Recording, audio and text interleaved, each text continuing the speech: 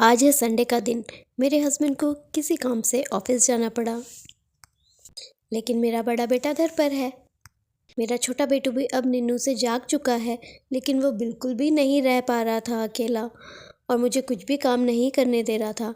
तो फिर उसे पैम्पर करने के लिए मैं और मेरा बड़ा बेटा हम दोनों मस्ती ही करने लगे और उसे किसी तरह से बहला रहे थे ताकि हम कुछ काम कर सकें। ब्रेकफास्ट भी नहीं बनाया था, वो भी बना सकें। बेटू को दिद्दू दिया हमने। छोटे बेटू की मालिश वाली भी आज जल्दी आ गई थी, तो उन्होंने जल्दी से इसकी मालिश कर दी। वो रेडी हो गया और अब उसके सोने की टाइम है, क्योंकि मालिश के बाद वो 1-1.5 घंटा सो जाता है। तो मैंने सोचा वो सो जाए तो हम अपना ब्रेकफास्ट बनाएं, हम ब्रेकफास्ट करें। मेरा बड़ा बेटा भी वेट कर रहा था। तो ये फाइनली मेरा छोटा बेटू सो चुका है। 9:30 बजे का टाइम हो रहा था और मैं फटाफट से नाश्ता बनाने के लिए आ गई। मॉर्निंग में मैंने दम आलू बनाए थे हस्बैंड के टिफ़िन के लिए, और इस कुकर में ही बनाए थे। तो मुझे बहुत आलस भी आ रहा था, मैं कोई और बर्तन गंदा नहीं करना चाहती थी। तो मैंने उसी सब्ज़ी को निकाल के इस कुकर को थोड़ा सा साफ़ करके और इसी में मैंने सोचा नाश्ता भी बना लेते हैं। नाश्ते में बन रहा है पोहा। तो आज बन रहा है special poha in a pressure cooker. क्या आप लोगों ने कभी इस तरह की हरकत की है कि किसी आलस की वजह से, किसी भी रीज़न से आपने जो चीज़ जिसमें बननी चाहिए उसमें ना बना के किसी और में बनाई है एडजस्ट करते हुए? मुझे कमेंट बॉक्स में ज़रूर बताइएगा। तो फाइनली मेरा पोहा कुकर में बन चुका है और आज हमारे घर में हल्दी ख़त्म हो गई थी, तो मैंने पोहे में हल्दी भी नहीं डाली। वाइट वाइट पोहा बनाया है आज मैंने।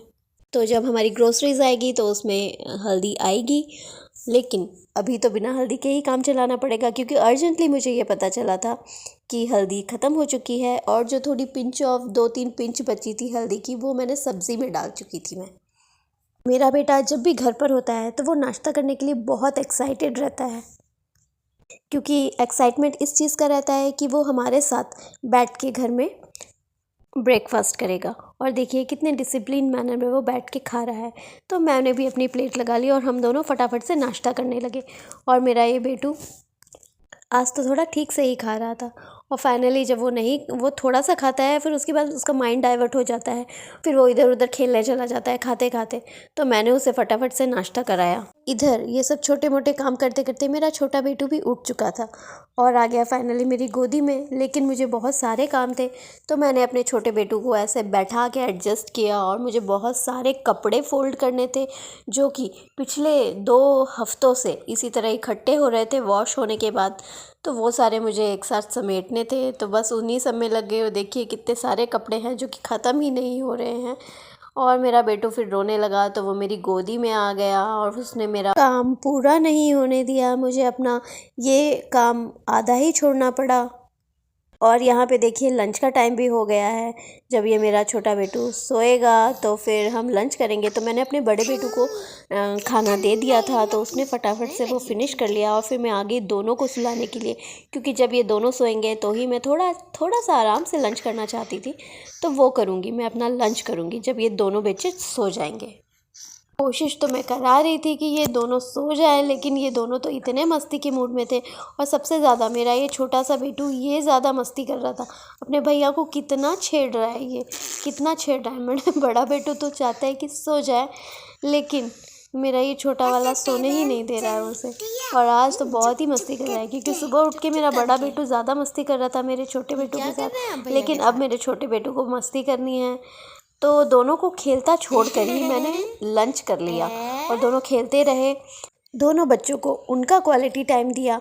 अकेला छोड़ेंगे तो ही उनकी बॉन्डिंग हो पाएगी, वो एक दूसरे को समझेंगे, खेलेंगे, थोड़ा लड़ेंगे भी। लंच भी करके आ गए, लेकिन दोनों की मस्ती ख़त्म ही नहीं हुई थी, अभी भी दोनों खेल ही रहे थे। मेरा छोटा बेटू आज ज़्यादा अपने भैया को परेशान कर रहा था, और फाइनली मेरा बड़ा बेटू परेशान भी हो गया, क्योंकि वो सोना चाह रहा था और ये छोटा उसको सोने नहीं दे रहा था, लेकिन वो मस्ती भी करना चाह रहा था। और मेरा ये छोटा बेटू मस्ती कर भी रहा था, तो दोनों ही बहुत मस्ती कर रहे थे। बड़ा वाला बेटू अब समझने लगा है कि वो बड़ा हो गया है। छोटा वाला तो छोटा ही है और छोटा ही रहेगा, तो वो उस बड़े भैया को अपने बहुत परेशान कर रहा था।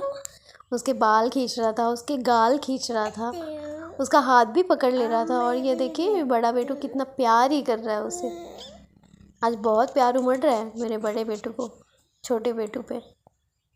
और ये सब देख देख के तो मुझे बहुत ही खुशी हो रही थी कि ये दोनों खेल रहे हैं, एटलीस्ट लड़ तो नहीं रहे हैं। जैसा कि मैं सुनती हूँ कि भाई भाई लड़ रहे हैं, छोटे जब होते हैं काफ़ी लड़ते हैं बच्चे, साथ में खेलते भी हैं, लड़ते भी ज़्यादा हैं।